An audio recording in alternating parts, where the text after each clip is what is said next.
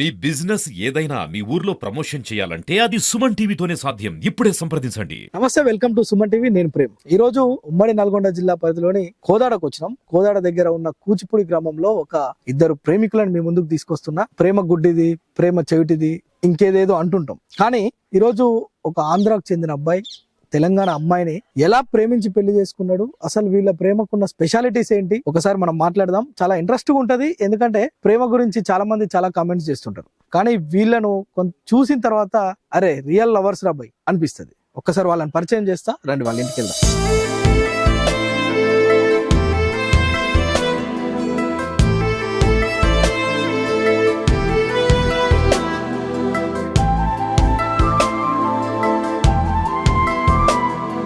Okay, ఆదర్శ దంపతులు అని ఇంతసేపు చెప్పాను కదా, వీరిద్దరే ఆదర్శ దంపతులు, కన్నయ్య, నాగలక్ష్మి. కన్నయ్య ఆంధ్రాలోని ఒక హెచ్సిఎల్ కంప్యూటర్ షోరూంలో హార్డ్వేర్ ఇంజనీర్గా వర్క్ చేస్తున్నాడు. తెలంగాణకు చెందిన నాగలక్ష్మి, ఈమె పూర్తిగా వికలాంగురాలు. మనం విజువల్స్లో మీరు చూడొచ్చు. అతను కన్నయ్య నాగలక్ష్మిని ఒక పాపను తీసుకెళ్ళినట్టు, వాళ్ళ బిడ్డను తీసుకెళ్తున్నాడు. బిడ్డ కాదు, వాళ్ళిద్దరు భార్యాభర్తలు. మామూలు భార్యాభర్తలు కాదు, ఇద్దరు లవ్ మ్యారేజ్ చేసుకున్నారు. వారికి ఒక పండంటి బిడ్డ లక్కీ. ఆమె పుట్టడంతో వీళ్ళకి లక్కీ కలిసి వచ్చిందట. ఆమెకు కూడా లక్కీ అని పెట్టుకున్నారు. అసలు ఎట్లా వీళ్ళిద్దరూ ప్రేమ వివాహం చేసుకున్నారు, వీళ్ళ ప్రేమాయణం ఏంది, ఎలా ఈ ఊర్లో ఆదర్శంగా ఉండగలుగుతున్నారు, ఈ ఊరోళ్ళు అందరూ మా చుట్టాలే అన్న అని ఆంధ్రాకి చెందిన కన్నయ్య మాట్లాడుతున్నాడు. ఒకసారి మాట్లాడదాం. హలో కన్నయ్య, నాగలక్ష్మి, బాగున్నారా? ఏంటి అసలు మీ ఇద్దరికి ఎక్కడ కుదిరింది ఈ ప్రేమ? తను విజయవాడలో వర్క్ చేస్తాడు సార్, నేను కోదట్లో చేస్తాను. ఏం చేస్తావు? నువ్వేం చేస్తావు? బాలాజీ ప్రింటింగ్ ప్రెస్ లో వర్క్ చేసేది.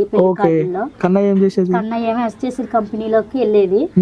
చిన్న ఫోన్ ఉండేది, పక్కన ఆంటీ అన్నదిగా ఒక అతను ఫోన్ నెంబర్ కి కాల్ చేయవారా, నేను ఇట్లా వంటకని వెళ్ళాను హోమ్ లోకి, తనతో మాట్లాడతా అంటే సర్లే అని చేస్తే ఆంటీ ఫోన్ బిజీ వస్తుంది, మరి తర్వాత కాల్ చేస్తారులే అని అన్నాను. పెట్టేశాను. తర్వాతకి ఇతను ఫోన్ చేశాడు.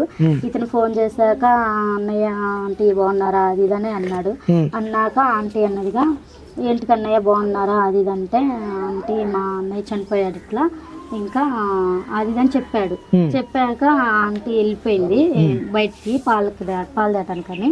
ఇతను ఫోన్ చేస్తుండే, ఫోన్ చేస్తుంటే ఆంటీ లేదండి బయటకు వెళ్ళింది, మరి ఆంటీ వచ్చాక చెయ్యండి అని అన్నాను. సరే మీరు ఎవరంటే ఆంటీ పక్కన నేను రెంటుకుంటున్నానండి అని అన్నాను. అన్నాక అయిపోయింది. ఇంకా ఫోన్ లో అట్లా అట్లా అట్లా అట్లా మాట్లాడుకుంటా ప్రేమ స్టార్ట్ అయింది. నేనే చెప్పా ఫస్ట్ లవ్. ఇంకా చెప్పావా నువ్వు? అంటే నాకు ఇలా కాళ్ళు లేవు, నేను ఇట్లా ఇట్లా నడుస్తాను, నీ ప్రాబ్లం చెప్పినావా? అన్ని చెప్పాను. ఏమన్నాడు అప్పుడు చెప్పినప్పుడు? నేను ఏంటి ఆంటీ మాట్లాడతారా ఏంటి, మీకు గర్ల్స్ తో మాట్లాడరా అది ఇది కూడా అన్నాను. అదేం లేదండి అది ఇదని ఇతను అన్నాడు. అన్నాక మీరేం చేస్తారు ఏంటి అది అంటే, నేను బాలాజీ ప్రింటింగ్ ప్రెస్ లో పోతానండి, వర్క్ చేస్తాను అది అన్నా. అయితే ఆంటీ నీ గురించే చెప్పింది, అమ్మాయి మంచిదే కానీ కాళ్ళు లేవు అది అని అన్నది. నీకు ఉన్నాయా లేవా అంటే, నాకైతే కాళ్ళు లేవండి, పూర్తిగా అమ్మాడతాను, నా పని నేను చేసుకుంటాను, నేను ఎవరిని హెల్ప్ అడగను, కానీ ఒకటి మెయిన్ దండి అన్నది కలాప చల్లాలంటే నేను చల్లాను, బయట పనులకైతే పోలాను, కూర్చున్న పనులు అయితే అన్ని చేస్తాను అదని చెప్పిన. అయితే మా సార్ అన్నాడుగా, మరి నేను ఇప్పుడు చేసుకోను. అప్పటికి మీ సార్ కాలే కదా అన్నయ్య, ఇప్పుడు మీ ఆయన అని అన్నాడు. అన్నాక మా అన్నయ్య చనిపోయాడండి, మరి ఇప్పుడే మ్యారేజ్ చేసుకోకూడదు అది అని అంటే, ఇతను గుడిదల్లో అంటే వాళ్ళ మామగారు కాడ నందమూరులో ఉన్నాక అదేం లేదు ఇష్టపడ్డాం కాబట్టి పెళ్లి చేసుకోవాల్సిందే, సెంటిమెంట్స్ ఏం లేవు ఇంకా మరి మీ ఫ్యామిలీకి తెలిస్తే వద్దంటారు, మా ఫ్యామిలీకి తెలిస్తే వద్దంటారు, నువ్వు ఎక్కడున్నావో ఏంటో నాకు అడ్రస్ అవన్నీ చెప్పు, నేను వచ్చేస్తాను ఈ కాడికి అని అన్నా. అంటే నేను అడ్రస్ అవన్నీ చెప్పిండు. విజయవాడ ఒక్కదాన్నే వెళ్ళాను ఆయన కోసం. నైట్ 1 గంట అయింది. అయితే నేను విజయవాడ బస్ స్టాండ్ కాడికి వచ్చిండు. అంటే ఆయన రమ్మని చెప్పిండా, నువ్వు వెళ్ళావా? తనే చెప్పలేదు, తాను ఇంకా అడ్రస్ అవన్నీ చెప్పిండుగా, నేనే వెళ్ళిపోయి విజయవాడ బస్ స్టాండింగ్ లో దిగాక ఫోన్ చేసా, నేను వచ్చాను కన్నయ్య ఇక్కడికి, విజయవాడ బస్ స్టాండింగ్ లో ఉన్నా అంటే ఇతను వాళ్ళ ఫ్రెండ్ ఎంగేజ్మెంట్, వాళ్ళ ఫ్రెండ్ దగ్గర అమౌంట్ తీసుకొని ఇట్లా సంగతి మీ చెల్లి వచ్చిందంట, మళ్ళీ బాగోదుగా అట్లా బస్ స్టాండింగ్ లో ఉంచితే అని ఈయన నా కోసం ఆటో కట్టించుకొని వచ్చిండు. వచ్చి ఇంకా నందమూరి తీసుకుపోయిండు.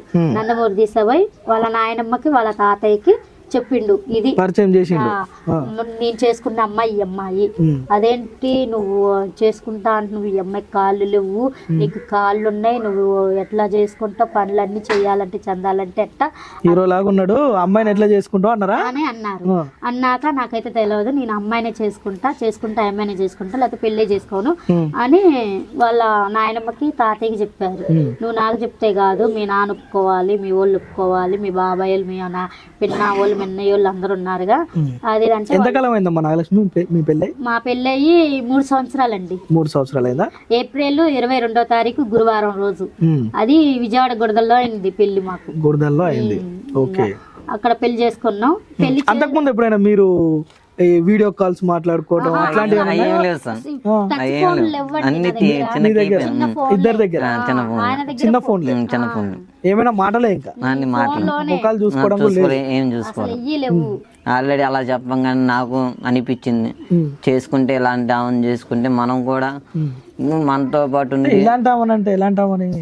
అంటే మనకి ఇష్టమై వికలాంగులు నాకు చాలా గౌరవిస్తారు సార్. వికలాంగులు అందరికీ నేను చాలా గౌరవిస్తాను. కానీ వాళ్ళు కూడా నాకు లాగే గుణం కూడా చాలా మంచిది. దాని గురించి నేను ఇష్టమై చేసుకున్నాను సార్. ఇంట్లో చెప్పినప్పుడు ఏమన్నారు? ఇంట్లో చెబితే ఏంద్రా నువ్వు ఎందుకు ఒప్పుకోవాలా, నువ్వేంద్రా నువ్వు ఇలా ఉంది అలాంటి ఆమెను ఎందుకు చేసుకున్నావు అన్నారు. నాకు ఇష్టమై నేను చేసుకున్నా. మీరు ఇష్టమైతే నా భార్యను చూస్తాకి వస్తే రండి, లేకపోతే అవసరం కూడా అవసరం కాదు కన్నయ్య. నీకు నాగలక్ష్మి బాగా కట్నం ఇచ్చిందా? ఎట్లా డబ్బులు ఏం తీసుకోలేదు. నా ఆస్తి గురించి ఆమె ఆస్తి పర్లా, ఏం ఆస్తి గురించి నేను ఏం ఆస్తిపడలేదు సార్. ఇద్దరు మనుషులు ఒకటే కలిసి కట్నాలు కానుకలు డబ్బులు ఏం తీసుకోలేదు సార్. అది కూడా అంది, నీ ఆస్తి కూడా నాకు అవసరం లేదు కూడా అందిస్తాం. నేనన్నా మీ ఆస్తులు కూడా నాకు అవసరం లేదు, నా కష్టజీతంతో నిన్ను సాదుకోగలను కూడా అనుకుని చెప్పాను సార్. ఆ మాట చెప్పగానే ఇష్టమయ్యి అంటే ఇక్కడికి వచ్చే ముందే చేసుకున్నాం సార్ పెళ్లి. మీ ఇంట్లో వాళ్ళు ఏమన్నారు? ఫస్ట్ అన్నారు, నువ్వు ఇలాంటి ఆమెను చేసుకోవచ్చు, నువ్వు ఇంట్లో కూడా మా అమ్మోళ్ళ తరపు సొంత మేనత్త, వాళ్ళు మా నాన్నని ఇంట్లో నుండి ఇలా కొట్టేసాను, నేను ఎందుకు రానిచ్చావని అంది మా మేనత్త. నాకు అప్పుడు బాధ మామూలుగా రాలేదు. కానీ బాధ రాగానే మీరు ఇష్టమైతే రండి, మా నాన్నకి నాకు గొడవలు పెట్టద్దు, వాళ్ళు బాగానే అంటున్నారు, మీ వల్ల మమ్మల్ని పంపించేస్తే మాకు ఇబ్బంది, నా కష్టజీతంతో నేను పోషించుకోగలను కూడా అని చెప్పేసాం. చెప్పగానే వాళ్ళు కూడా అన్నారు సరే మాట్లాడలా. ఇంకా నాకు సొంత మేనమామయ్య పాపం వచ్చిండు 4 సార్లు 5 సార్లు దీన్ని మా ఆవిడ చేసుకున్న నాగలక్ష్మి వచ్చిండు చూసిండు అన్నీ ఆయన కూడా అన్నాడు, పిల్లల పుట్టపోతే ఏం చేస్తావని అన్నారు. నువ్వు ఆ మాటలు అంటే నువ్వు రావద్దు మావయ్య, నువ్వు రాపోయినా పర్వాలా అనగానే ఇంకా ఆయన కూడా తెలుసుకున్నాడు. పిల్ల పుట్టంగానే ఇంకో వస్తున్నారు సార్, అందరు వస్తున్నారు. ఇప్పుడు మీకు బేబీ లక్కీ బేబీస్ అందరూ కలిసారు. ఇప్పుడు మా వాళ్ళందరూ లక్కీ తోటి అందరు కలిసి వచ్చి ముందు మా మామయ్య. ఇప్పుడు ఇక్కడ ఏం చేస్తున్నావు నువ్వు? కాకతీయ ఫ్యాక్టరీలో. కాదు, నాకు అర్థం కాలేదు. ఆంధ్రాలో హెచ్సిఎల్ కంపెనీ అంటే తోప్ కంపెనీ. అవును సార్.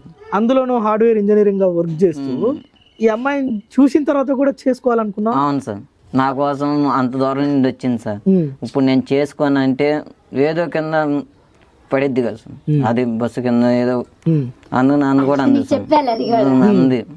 నేను అనుకున్నా అన్నయ్య నా కోసం నమ్ముకొని వచ్చిన నేను ఏది మోసం చేయకూడదు అనుకున్నాను సార్, అందుకే ఇష్టం చేసుకున్నాను సార్. మంచి సంకల్పం అనేది, ఎవరిని మోసం చేయొద్దు అనుకున్నావు, నీకు అంతా మంచి జరుగుద్ది. పండంటే బిడ్డ పుట్టింది కదా, నీ లక్కీని చూస్తే నాకే ఆనందం అనిపించింది.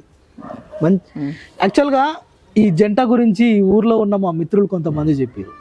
అయితే అసలు చాలా చాలా స్టోరీస్ చేస్తుంటాం కానీ అబ్బాయిని చూస్తే అట్లా అనిపించలే. చూద్దాం ఒకసారి అని వీళ్ళ ఊరికి రావడం జరిగింది. నిజంగా అంటే కన్నయ్య తర్వాత వాళ్ళ ఇంట్లో వాళ్ళు కొంత అపోజ్ చేసినప్పుడు అక్కడ నుంచి తెలంగాణకే వచ్చి నాగలక్ష్మి ఇంట్లోనే ఉంటున్నాడు. సో ఇక్కడే ఒక కాకతీయ కంపెనీలో వర్క్ చేసుకుంటూ ఇద్దరు సంతోషంగా ఉంటున్నారు. వీళ్ళకి పిల్లలు పుట్టారని కూడా చాలామంది నిందించిన వాళ్ళు ఉన్నారు. అనేక నిందల్ని వీళ్ళు పక్కకు పెట్టేసి కేవలం నన్ను నమ్మింది నాగలక్ష్మి, నన్ను ప్రేమించిండు కన్నయ్య అని చెప్పి ఇద్దరు ఇక్కడ ఉంటున్నారు. ఈ ఊర్లో మొత్తం వీళ్ళు ఆదర్శప్రాయం. ఈ ఊర్లోనే కాదు, ఈ స్టోరీ తెలవగానే నేను ఎట్లనైనా వీళ్ళ స్టోరీ 10 మందికి చూపించాలి. ఏదేదో లవ్ స్టోరీస్ చూపిస్తుంటాం, వీళ్ళది యాక్చువల్గా ఆదర్శప్రాయమైన లవ్ స్టోరీ అంటే ఇది అనిపించింది. నిజంగా వాళ్ళతోటి మాట్లాడిపించాలి. వాళ్ళతో మాట్లాడిన తర్వాత కొంతమందికి కొన్ని అభిప్రాయాలు, అంటే అందంగా ఉన్నోడు లేదంటే డబ్బున్నోడు పేద అమ్మాయిని చేసుకోవద్దు, పెద్ద కంపెనీలో పనిచేసేవాడు ఒక వికలాంగురాల్ని పెళ్లి చేసుకోవద్దు అని కొంతమందికి చాలా అపోహలు ఉంటాయి. అదే విజయం కన్నయ్య జీవితంలో కూడా జరిగింది. వాళ్ళ ఇంట్లో సినిమాలో గెంటేసినట్టు గెంటేసిరు, అతన్ని ఇంటికి రావద్దని చెప్పారు. సో మీ అందరితో నాకు పని లేదు, నేను నా భార్య హ్యాపీగా ఉంటే చాలా అనుకుంటూ కన్నయ్య ఇప్పుడు నాగలక్ష్మి ఇద్దరు కలిసి ఉంటున్నారు. ఇప్పుడు ఎట్లుందమ్మా పెళ్లి చేసుకున్నాక? హ్యాపీగా ఉందండి. ఎప్పుడైనా గొడవ పడతారా? అంటే మీ ఆయన ఎప్పుడైనా తిడతాడా? చిన్న గొడవలు వస్తుంటే పోతుంటాయి, మేము పెద్ద పట్టించుకోము. కామన్ గొడవలు కామన్ కదా, కానీ ఎప్పుడన్నా అంటాడా నిన్ను ఇట్లా ఉన్నదాన్ని చేసుకున్నాను అనడా? అస్సలు అంటాడు. అంటే నువ్వు ఊకోవేమో కదా? ఊగాని కాదండి, ఆయన నోటికి అసలు రాదా? ఎందుకంటే నన్ను వాళ్ళ తల్లిని ఎలా ప్రేమించిండో నన్ను అలా ప్రేమించిండు. గ్రేట్.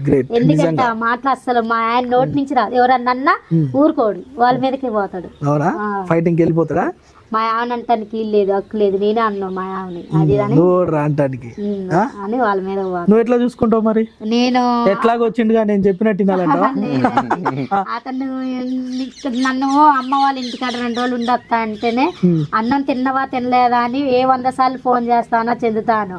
ఏడున్నావు, ఏం చేస్తున్నావు, తిన్నవా లేదా, అది ఎప్పుడొచ్చి తీసుకొని పోతావు, నేను ఉండలేను అది ఇది అని నేను అడుగుతా ఉంటాయి అతన్ని. నువ్వు ఉండు, మొన్ననేగా పోయింది అది ఇది అని చెప్తాడు. ఊగా ఈయన గురించి టెన్షన్, ఎందుకంటే ఈయన వాళ్ళందరిని వదిలిపెట్టొచ్చి నా కాడు ఉంటాడు. అది నేను కాదనుకోని నేను మా వాళ్ళ కాడు ఉంటే తప్పు.